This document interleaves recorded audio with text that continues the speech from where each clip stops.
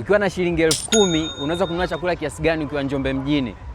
Swi, kwani Njombe kuna mjini? Sijui kuhusu uwepo wa mji, ila leo nataka kuthibitisha kama ni kweli 10,000 ya Njombe ni sawa na 20,000 ya Dar. Sasa kitu cha kwanza ambacho tutaenda kununua leo ni viazi, kwa sababu Njombe ni wazalishaji wakubwa wa viazi. Let's go. Viazi unauzaje mama? Hivi ndo 3,000. Alafu 5,000 usado. Alafu ndo ndogo hiyo 9,000. Naomba hivi 3,000.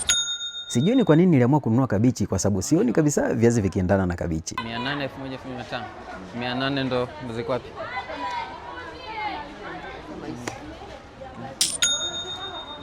Lakini hiyo ilikuwa ni afadhali, kwa sababu kilichofuata ni kama nilizingua zaidi vile. Mboga 500 yoyote ile 500. 500 figiri.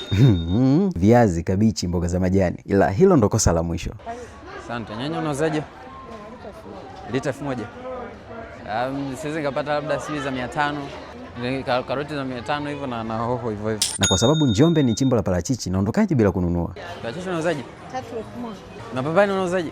3,000 kwa 5,000. Sio kwamba nilitaka kununua papai, ila nilitaka kujua bei, kwa sababu mimi nalima na kuuza kwa Bukujero tu. Mchele unauzaje? Mchele 2,200 3,000. basi naomba unusu.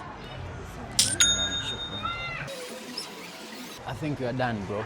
Nikasahau change tena, ila huyu mdada ni muungwana soka nikumbusha, lakini sijui kama watu wote wa Njombe ndo wako hivi. Bro, mimi sipo serious. Ni kweli, kwa sababu haiwezekani na akili yangu timamu nikaamua kununua dagaa. Kama sijakuelewa 3 buku. Shukran. Bro, nimebaki na 200. 200 tunanunulia nini? Pipi, unaumwa nini? Mimi maamuzi yangu ya budget yako vizuri, lakini kwenye hili najiona like nimenunua ndizi ya 200, nimeongezewa nyingine 2. Na kitu cha kijinga nimefanya, nimenunua viazi, kabichi, viungo na vitu vingine vyote, lakini nimesahau kununua mafuta. Sasa sijui nitapika na nini. Lakini kwa manunuzi hayo, unahisi ni kweli 10,000 ya Njombe ni sawa na 20,000 ya Dar?